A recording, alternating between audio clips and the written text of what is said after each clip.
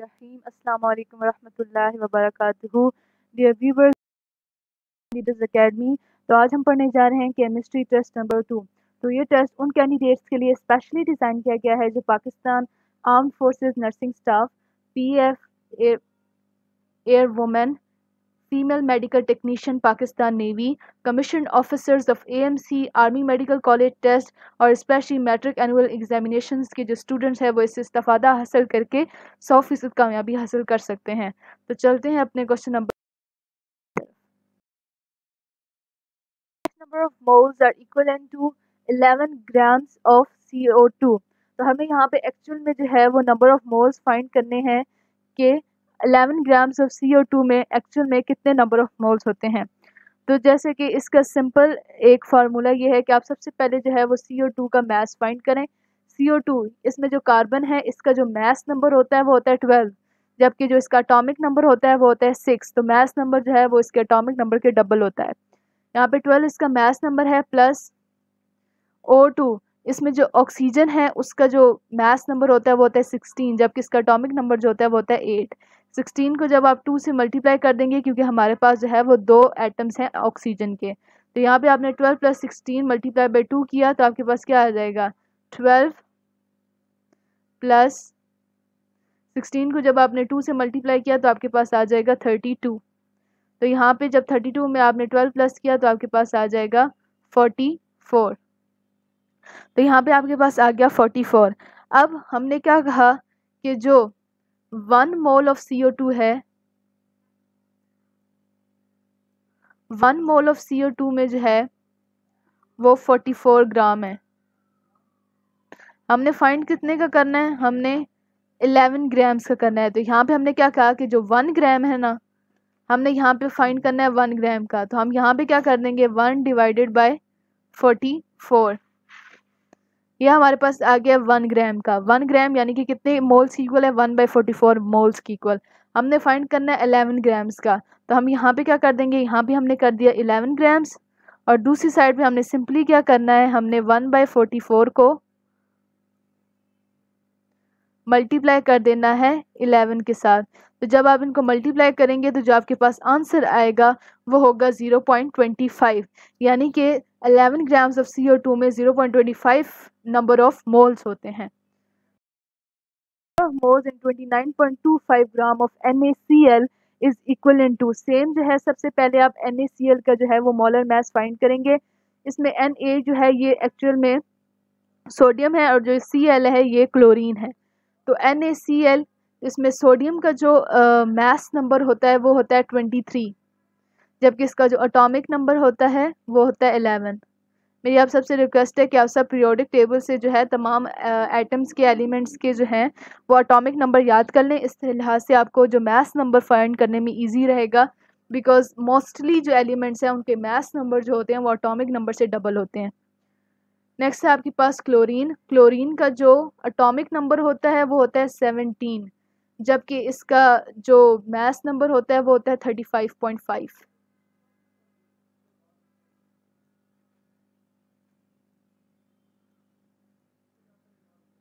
तो यहाँ पे जब आपने 23 + 35.5 किया तो आपके पास जो NaCl है उसका जो मोलर मास है वो आपके पास आ जाएगा 58.5। ये इसका मॉलिक्यूलर मास है 58.5।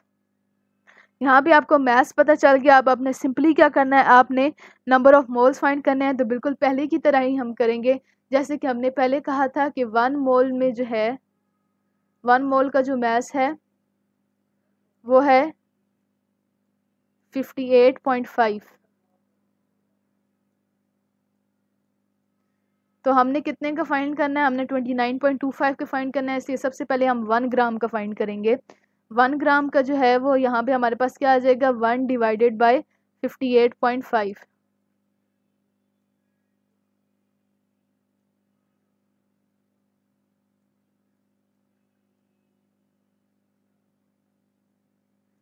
ये हमारे पास 58.5 है, ये 1 ग्राम का। अब हमने फाइंड कितने का करना है, हमने 29.25 का करना है। हमने यहाँ पे लिख दिया 29.25। तो हमने आगे से क्या करना है, हमने यहाँ पे सिंपली क्या करना है, 29.25 से 1/58.5 को मल्टीप्लाई कर देना है। यहाँ पे हमने लिखा 1/58.5 मल्टीप्लाई बाय 29.25। तो जब आप 1 डिवाइडेड बाई 58.5 को जब आप 29.25 से मल्टीप्लाई कर देंगे तो जो आपके पास आंसर आएगा वो होगा 0.50, यानी कि 29.25 ग्राम ऑफ NaCl में 0.50 नंबर ऑफ मोल्स होते हैं। तो यहाँ पे हमने बोरोन की जो है वैलेंसी फाइंड करनी है। इसके लिए आपको पता होना चाहिए कि बोरोन जो है वो किस ग्रुप का जो है वो मेंबर है। तो बोरोन जो है वो एक्चुअल में ग्रुप नंबर 3 का मेंबर है। तो मोस्टली क्या होता है कि जो एटम जिस ग्रुप से बिलोंग करता है मोस्टली जो है उनकी जो वैलेंसी होती है वो ग्रुप नंबर की इक्वल होती है। तो ये जो बोरोन है ये ग्रुप नंबर 3 का मेंबर है, इसलिए जो इसकी वैलेंसी होती है ये 3 होती है। तो आंसर इज 3 ऑफ आइंस। तो अब हमने क्या same number of ions find करने हैं कि किस में जो है वो सेम नंबर ऑफ आइंस होते हैं। तो इस क्वेश्चन 1/2 मोल ऑफ NaCl में और 1/3 मोल ऑफ MgCl2 में सेम नंबर ऑफ आइंस होती हैं। अब कैसे होते हैं ये मैं आपको बताती हूँ। यहाँ देखिए 1/2 मोल ऑफ NaCl, इसका मतलब क्या है कि इसमें जो है वो 0.5 मोल्स जो हैं वो NaCl सोडियम के हैं और 0.5 जो हैं वो क्लोरीन के हैं। अगर यहाँ पे हमारे पास होता ना 1 मोल तो इसका मतलब होता है कि उसमें 1 मोल ही सोडियम का है और 1 मोल ही जो है वो क्लोरीन का है। ठीक है, अब यहाँ पे हमारे पास 1/2 है, 1/2 का मतलब होता है 0.5। तो यहाँ पे इसका मतलब क्या है कि हमारे पास 0.5 ही सोडियम के मोल्स हैं और 0.5 ही क्लोरीन के मोल्स हैं। ठीक है, अब यहाँ देखिए यहाँ पे 1/3 मोल्स ऑफ MgCl2, मतलब कि इसमें मैग्नीशियम के भी 1/3 मोल्स ही हैं और क्लोरीन के भी 1/3 मोल्स ही हैं। ठीक है, तो यहाँ पे 0.5 मिलके बन गया 1। ठीक है, ये बन गया 1। अगर इनको प्लस करें, अब यहाँ पे मैग्नीशियम के कितने मोल्स हैं 1/3 यानी कि 0.33। हमारे पास कितने हैं 0.33 हमारे पास मोल्स हैं मैग्नीशियम के। अब क्लोरीन के भी हमारे पास 0.33 मोल्स ही हैं, जैसे मैंने बताया था, क्योंकि 1/3 है उसका। लेकिन हमारे पास क्या है, हमारे पास क्लोरीन के जो हैं वो 2 एटम्स हैं, इसलिए हम यहाँ पे क्या करेंगे 0.33 को हम 2 से मल्टीप्लाई कर देंगे। तो 2 से मल्टीप्लाई करने के बाद हमारे पास क्या आएगा, ये 0.33 तो हम वैसे ही रहेगा 0.33 रहेगा, प्लस ये मैं नीचे लिख रही हूँ 0.33 को जब आपने 2 के साथ मल्टीप्लाई किया तो आपके पास आएगा 0.66।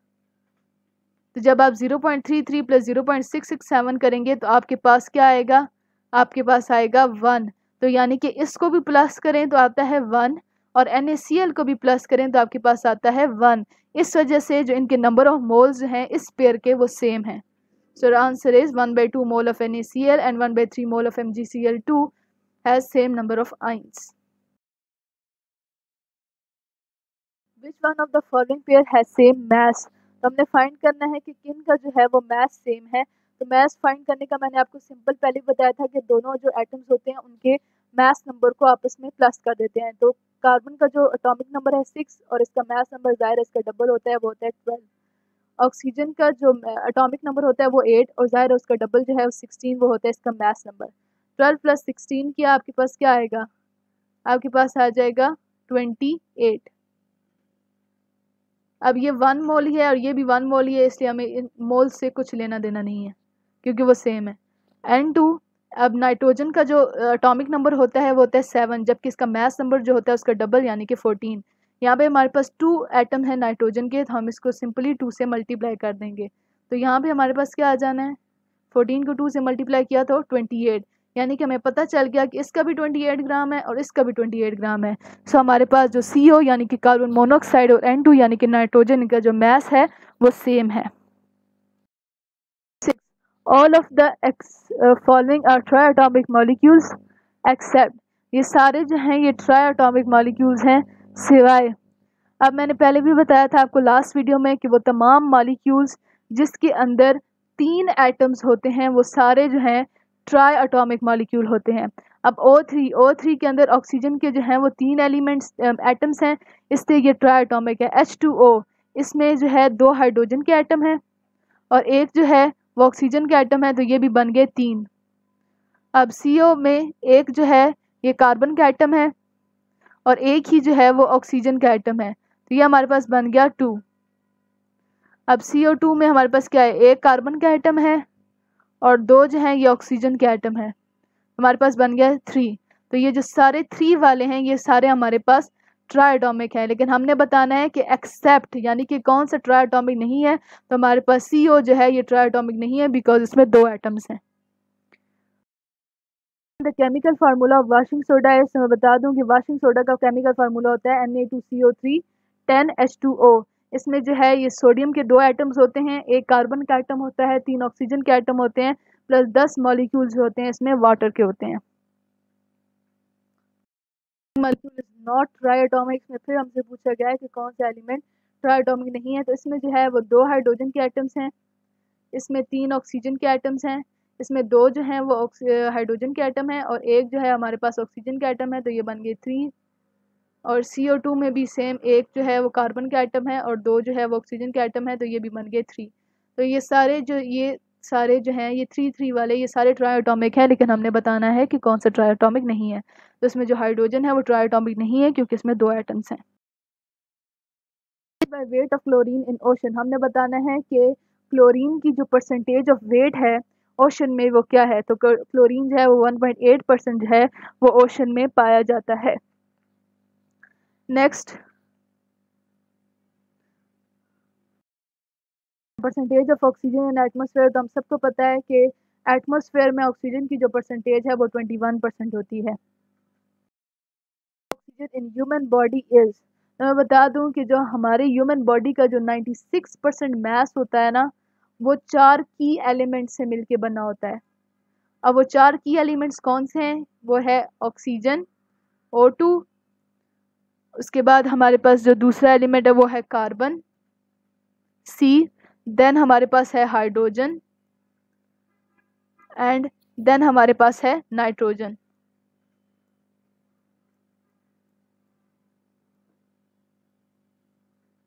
तो अब इनकी परसेंटेज हमारी जो बॉडी है उसमें कितनी होती है वो मैं बता देती हूँ आपको। जो ऑक्सीजन है इसकी परसेंटेज हमारी बॉडी में होती है 65%। जो कार्बन है इसकी हमारी बॉडी में परसेंटेज होती है 18.5%। जो हमारे पास हाइड्रोजन है उसकी परसेंटेज होती है हमारे पास 9.5%। और जो हमारे पास नाइट्रोजन है उसकी हमारे पास जो परसेंटेज होती है वो होती है 3.3%। तो ये सारे जो हैं मिल के हमारी बॉडी का जो है वो 96% मैस बनाते हैं। तो खैर ऑक्सीजन की जो परसेंटेज होती है वो होती है 65। By weight of hydrogen in ocean, हमसे पूछा गया है कि हाइड्रोजन बाय वेट जो है वो ओशन में कितना होता है, तो 11% जो है वो हाइड्रोजन समंदर।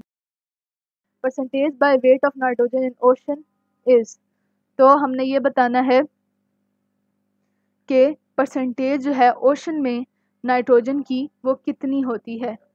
तो अब आपको ऑप्शन दिए गए हैं 78%, देन आपको ऑप्शन दिया गया है 76%, देन आपको बताया गया है 77% एंड देन आपको बताया गया है 79%।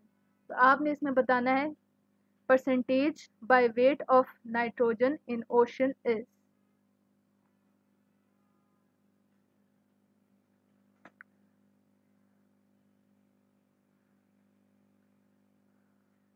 तो यहाँ पे एक्चुअल में ओशन में नहीं बल्कि एटमॉस्फेयर में पूछा जाता है मोस्टली आपसे, बिकॉज ओशन में जो है वो मोस्टली यहाँ पे कोई शायद ग्रामेटिकल मिस्टेक हो गई है, यहाँ पे एक्चुअल में एटमॉस्फेयर है क्योंकि ऑप्शन से साफ जाहिर हो रहा है कि यहाँ पे उन्होंने एटमॉस्फेयर पूछा है। आपने बताना है कि percentage by weight of nitrogen in atmosphere कितनी होती है, तो एटमॉस्फेयर में जो है वो 78% होती है। डायटोमिक मॉलिक्यूल इज, आपने बताना है कि इसमें डायटोमिक मॉलिक्यूल जो है वो कौन सा है। तो डायटोमिक वो एलिमेंट्स मॉलिक्यूल्स होते हैं जिसमें जो है वो 2 एटम हो। तो O3 के अंदर 3 एटम्स हैं, H2 में 2 जो है वो हाइड्रोजन के हैं और एक जो है वो ऑक्सीजन का है, तो ये मिलके 3 ही एटम बन गए। HCl यानी कि हाइड्रोक्लोरिक एसिड, इसमें एक जो है वो हाइड्रोजन का है जबकि बाकी 2 जो हैं बाकी एक जो है वो क्लोरीन का है। CO2 में एक कार्बन का एटम है और 2 जो हैं वो ऑक्सीजन के एटम है, तो ये मिलके बन गए 3। तो सिर्फ जो है हमारे पास HCl डायटोमिक मॉलिक्यूल है क्योंकि उसमें जो है वो 2 एटम्स हैं। So our answer is hydrochloric acid. Following is diatomic molecule, इसमें भी हमें सिंपली बताना है कि डायटोमिक मॉलिक्यूल कौन सा है। इसमें देखेंगे आपके पास ये H2SO4 सल्फ्यूरिक एसिड है, इसमें 2 जो हैं वो हाइड्रोजन के एलिमेंट्स हैं, एक जो है आपके पास सल्फर है और 4 जो है आपके पास ऑक्सीजन के एटम है, तो ये मिलके कितने बन गए 7। तो ये तो डायटोमिक हो ही नहीं सकता। C6H6 6 जो है कार्बन के एटम है और 6 ही हाइड्रोजन के एटम है, ये मिलके बन गए 12, ये भी डायटोमिक नहीं है।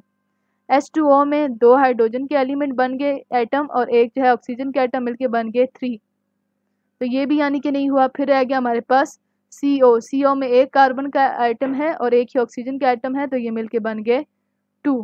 तो यानी कि जो इसमें CO है ये हमारे पास डायटोमिक मॉलिक्यूल है। तो इसी क्वेश्चन के साथ व्यूवर्स हम अपने वीडियो के अख्ताम पर पहुंच चुके हैं और मेरी आप सबसे अकेडमी के चैनल को सब्सक्राइब करें, लाइक करें, शेयर करें, नीचे बेल आइकन के बटन पर क्लिक करें और अगर आपको हमारी वीडियो पसंद आई हो तो इस पर कमेंट करें। पाकिस्तान आर्म्ड फोर्सेस जिंदाबाद, पाकिस्तान पाइंदाबाद। फी अमान अल्लाह।